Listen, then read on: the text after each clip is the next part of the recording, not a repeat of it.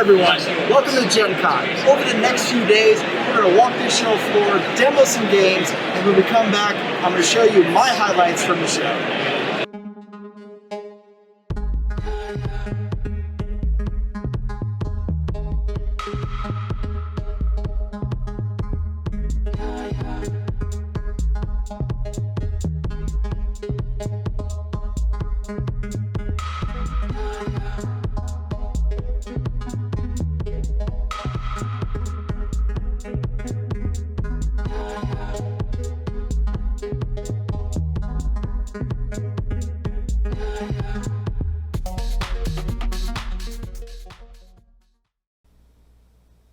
Wow, so that's a lot to go through. So let's go ahead and tackle Gencon.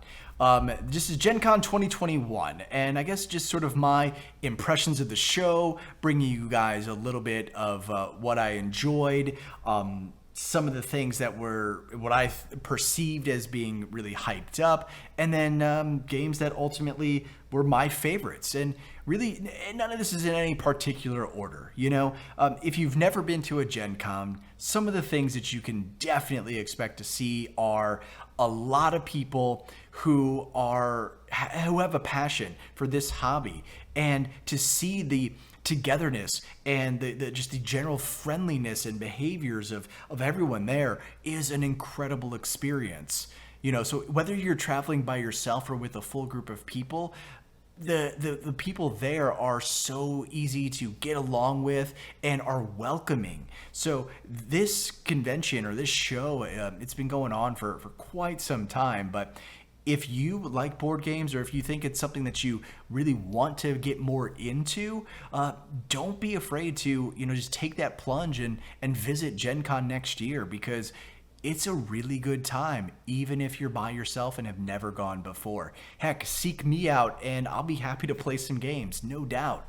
So yeah, with that, guys, another thing you can expect is dice. A lot of dice everywhere, many dice vendors. I don't play a lot of D&D at all, really, but I also don't play a lot of games where I require custom dice. But I'll tell you what, these guys that put so much effort and work into dice that are just, they're beautiful. I have an appreciation and a respect for it, so kudos. Cosplayers, lots of people dressing up and just having a good time and entertaining others. This year at the show, I gotta say, I saw a couple of Pikachus, and I don't do any cosplaying myself, but as an observer, an outside looking in, I'll tell you what, watching a couple of kids and their faces just light up at the sight of these people who are, again, just doing it for their own just fun. Just, again, watching those children be so enamored by like a Pikachu there and stuff was incredible to see. So guys that do cosplay and that do dress up, all the respect, so much appreciation for what you guys do. And then the others, the costumes and the design and the effort that people put into it, holy shit, it's just incredible. So you'll see a lot of that there as well. But for me, I'm a fan of the games. Now, again, I don't play a lot of the large games that you guys know on this channel. So most of the games that I play are, I try to keep it under 2 hours, but some of them are going to be longer. So I don't do many legacy style games. I don't do, the big Star Wars games or the big D&D games. So I tend to focus more on your traditional style games, or your more straightforward, just, play it and be done type of games. So with that, let me go ahead and I guess address the games that I saw that stood out, that were just kind of really hyped up. Now, my thoughts aside on these games, these are 3 games that I thought that watching others around the show in this kind of style of games were generally hyped. So starting with Oltree. Oltree is a fully cooperative game, and I didn't get a chance to demo it while I was there. And again, the tables were often full, but the booth was pretty short staffed even, and that's to be expected. And I've got no issues with that. But Oltree was always packed, and from what I could overhear and observe, for a fully cooperative game, everyone defined it in one word: brutal. So apparently this game Oltree is a brutal co-op game, and for better or worse, that might be your style. And if Pandemic as a co-op is not brutal enough, or if some of the other games that are also co-op are not brutal enough, there is no defactor in this one. There's no betrayer, if you will. This is fully co-op. You guys trying to get together and beat and win the game. The art style didn't really capture me personally. It looked okay enough, but for myself, I gave it a miss. I may eventually add it to my collection after I do a little bit more research on it. But again, at the show though, everyone else that was around seemed to speak very highly of this game. And yeah, great.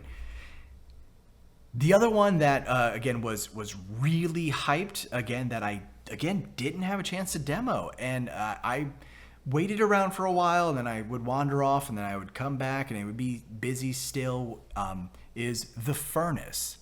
So The Furnace is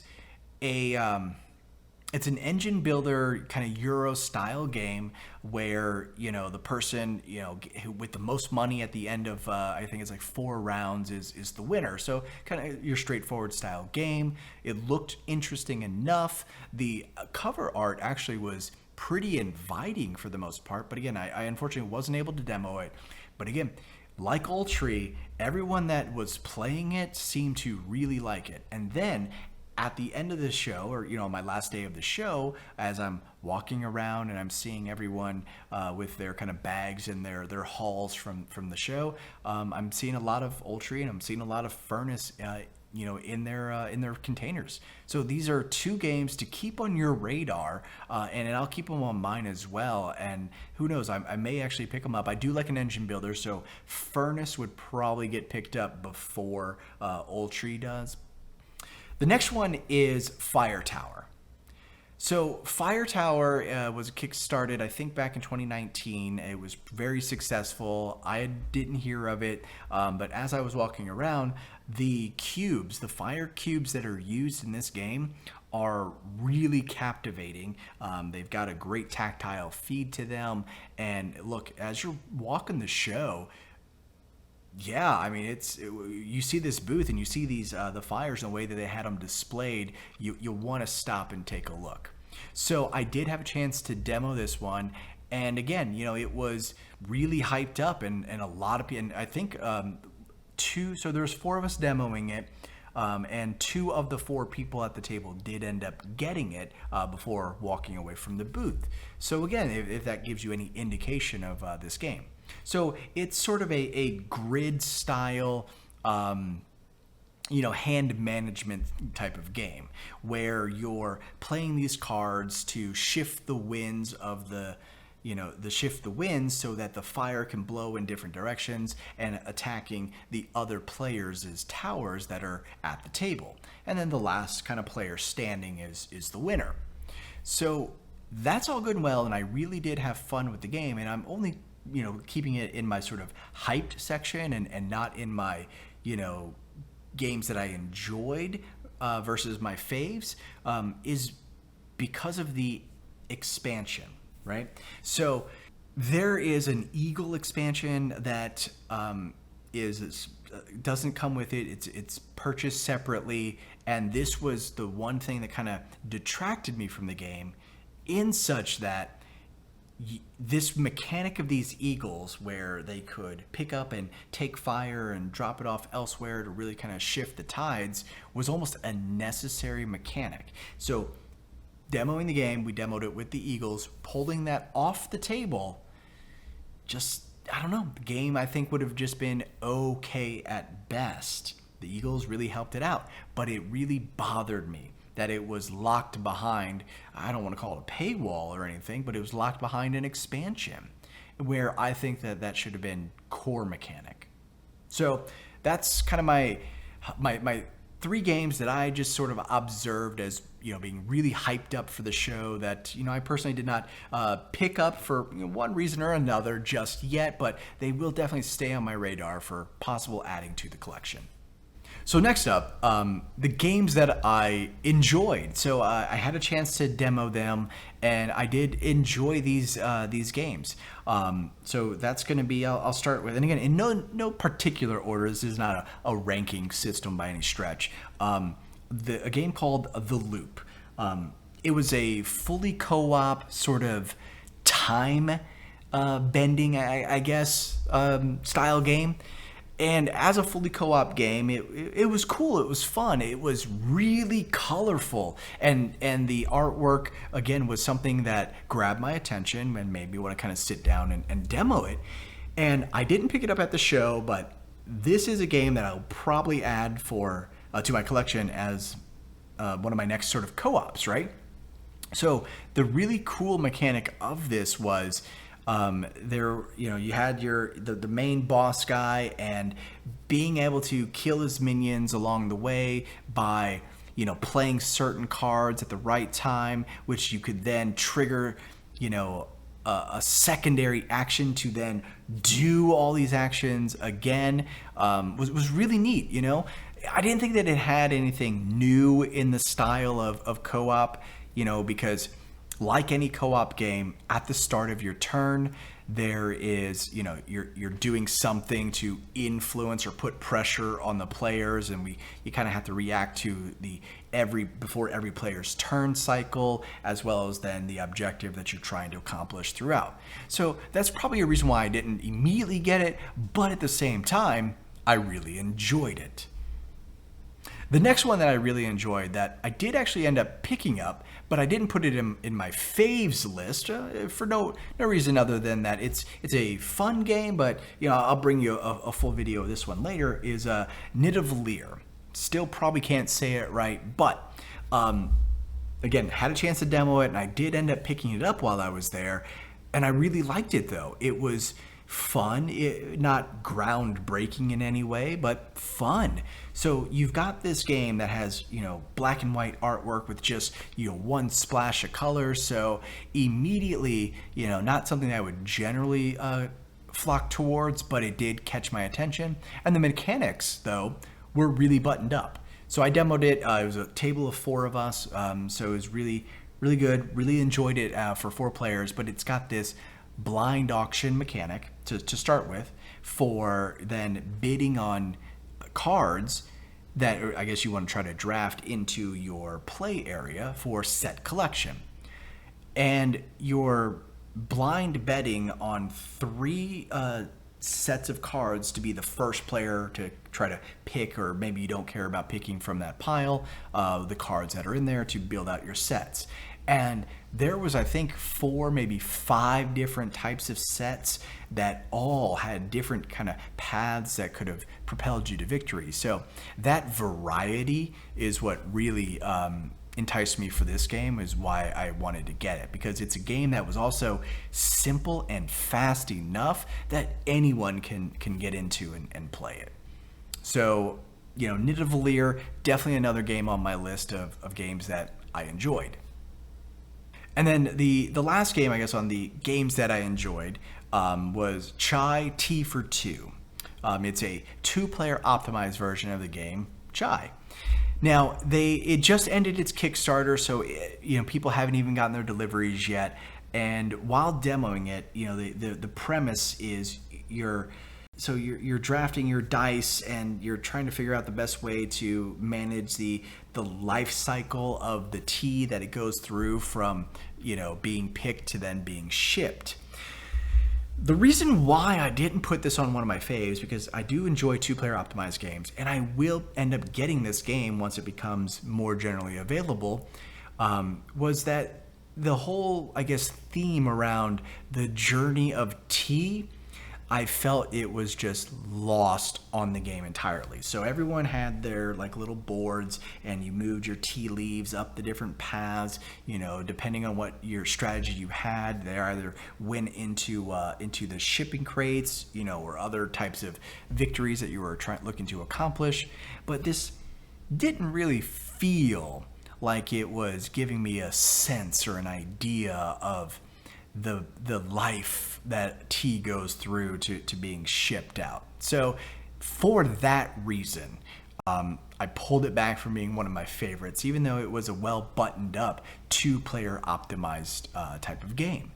But again, I didn't feel that there was a great, you know, tea cycle, if you will.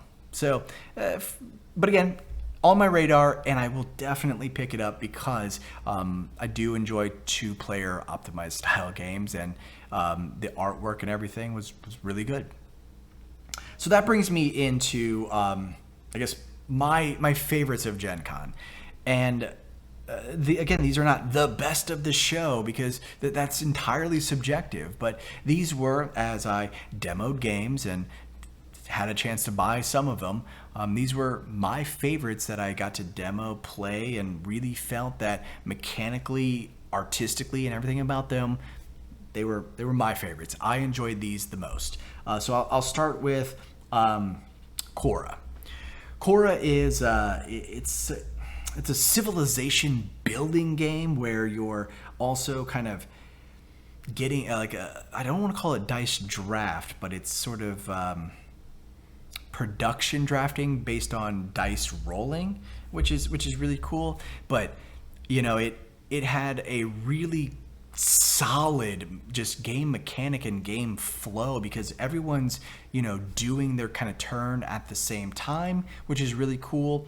You know, multiple people are doing different types of production actions, which is really neat. And meanwhile, everyone is still all trying to vie for these, you know, treasures and resources and knowledge and things like that to better their own civilization. So thematically and gameplay wise, I felt that this one was really well done. So I did get it, and it's a heavy box. And I hope to get you guys an unboxing if I haven't posted it already. But the boards are dual layered, so right away they thought about the components, and I really appreciated that. So again, you know, I'll get a full video up on that one, you know, when I have a chance. The next one of my favorites of the show is Iki. So Iki is it's a reprint of a game. So I guess it was originally printed in 2015. Never heard of it myself, but reprinted I think this year or last year maybe. But the art again was just so attractive that I had to check it out. And interestingly enough, Iki was right next to Oltree, so that's why I was able to at least overhear and peek at Oltree while I was at the Hatchet Games booth. But again, the art was so incredible. And the gameplay, again, equally good for me. So everyone had their little tableaus, and you had your, I don't want to call it worker placement, but it was more sort of worker movement, I guess. And that movement sort of dictated additional actions that could be done based around the movement that you were able to get during that turn or that round. And then there's set collections was the other kind of mechanic in there, which I thought was really good. So, you know, you got your people inside of stalls to sell their goods in this Japanese market. So again, everything about the game was just really inviting, and I really enjoyed the pieces. The components were all really good. So I did end up picking up Iki before I left the show. And you know, again, I haven't had a chance to do a full playthrough just yet as of this video, but you know, I hope to get it to the table very soon. And then lastly, the other fave of the show for me was chai. So not chai tea for two, but just chai. Now, more specifically, and maybe it was the fact that it was a deluxe version, but my goodness, the tiles were much like the Azul tiles, real thick, real gorgeous. Everything really about this game felt thematically relevant. So, as you're getting different ingredients to fulfill orders of teas to get those victory points, all of these things feel put in place and right for the game. So they didn't have any copies for me at the show, so I haven't been able to get it yet. So once it is possible for me to pick up, I wholly plan on getting Chai when I am able to, because this game, I could truly see this one as being one of my favorites for the year, to be very candid with you guys. And I haven't really put a favorite for the year together in some time. But anyway, that's going to kind of wrap this up, guys. Gen Con was such a blast. And if you've never been and you like board games, if you love board games, there's something for everyone there. Food trucks, amazing. So many food trucks. You love to see it. Really, it's a great show, guys. And I am wholly going to go next year again. And I'm super happy that I've had the opportunity to do this.